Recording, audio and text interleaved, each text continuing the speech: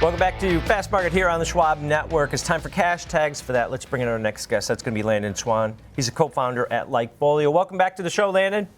Thanks. Great to be here. Thanks for having me on. All right. So Spotify, one of the streaming services that I will not give up, and I think maybe that's the consensus. You know, their growth rate's still pretty strong, but 80% gains so far this year. Do you guys have the data to back that up?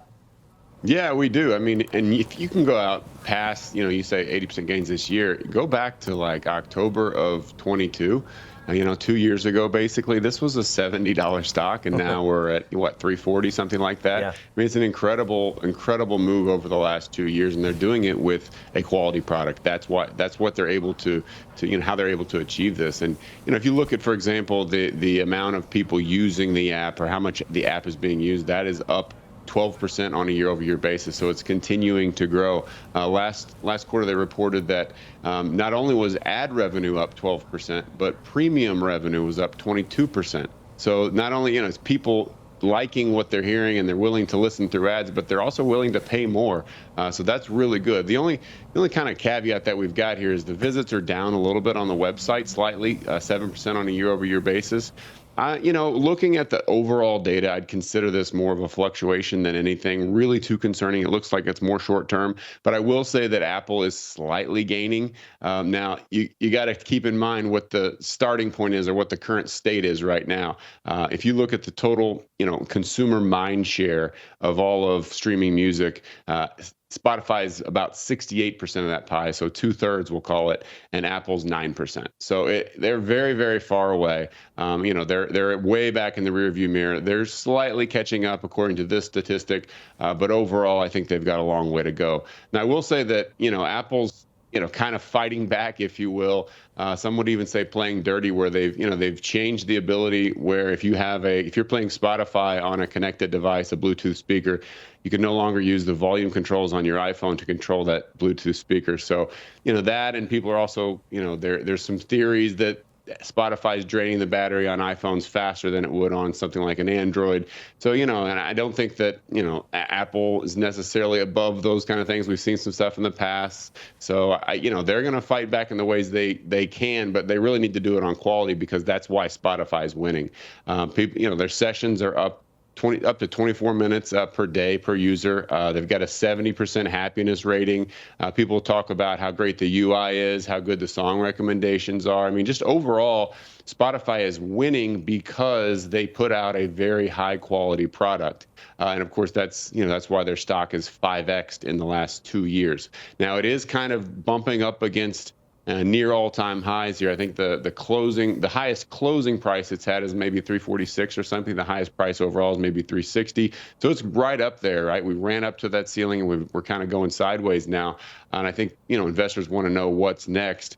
And I think a lot of it has to do with not only continuing to wow customers and keep people coming back, becoming a very sticky product, as you alluded to, but also getting the costs down while maintaining that very high revenue. 2 years ago, they were losing about $1 a share per quarter. Now they're making like $1.50 a share per quarter. So they're doing something right. They're cutting costs. They're using AI to cut costs, trim those expenses while holding and growing revenue. That's every investor's dream, is revenue goes up and expenses go down. So I think that's that is what is making this company so successful. We've got the caveats of, the web visits are down. The monthly active users didn't hit, the goals that they wanted to last quarter. But overall, everything is in a long-term trajectory going absolutely the right way with Spotify.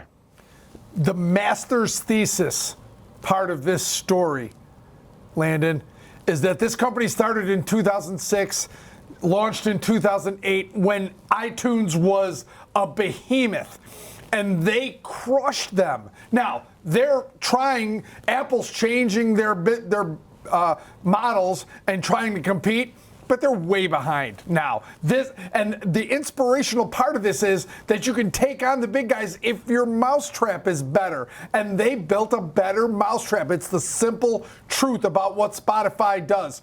Their monthly average users, I have them up 14%, 626 million. That's still solid. But what you can do with this platform, I mean, in terms of playing music in your home, yesterday, I took a playlist and shared it across the country. Think about that, how easy that is to send music back and forth. Tom, it's the opposite of Uber, right? They could raise prices and pay the artist less, and neither would complain, Landon.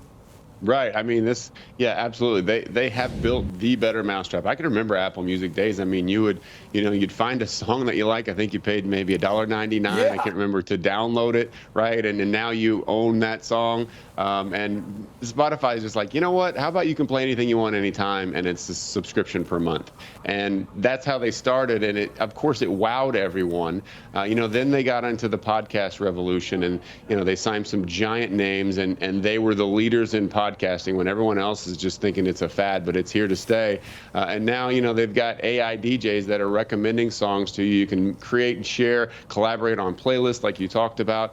It's just a better technology, and it's something that's becoming part of what people use every day. Tom, like you talked about, that's a very tough cancel, right? That's going to be up there with like a Netflix where, I use this all the time. Do I really want to save whatever it is, 15 or 20 bucks a month?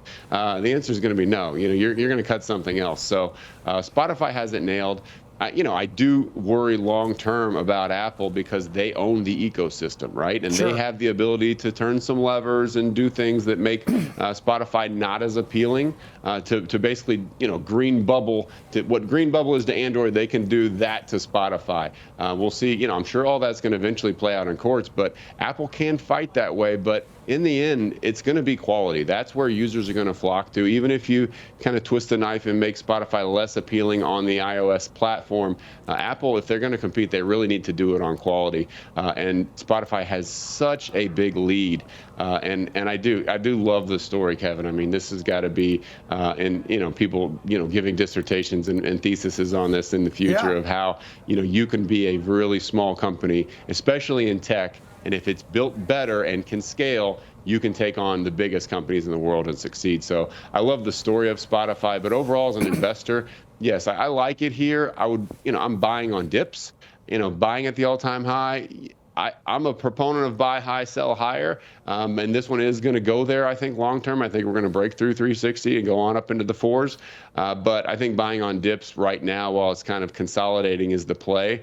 But yeah, absolutely bullish on this one long term, just because of how well they've executed, not only in the past, but they continue to iterate and improve that mousetrap and continue to make it better. Like Folio with the buying on dips, maybe selling cash secured puts, maybe waiting for pullbacks. I like it, Landon. And you mentioned, their expenses are down. Gross margins improved to 29.2%, all-time highs. And they said that premium average revenue per user grew 8%. So things are going the right way. And thanks for the data and the analysis here. Appreciate it. Thanks, guys. All right.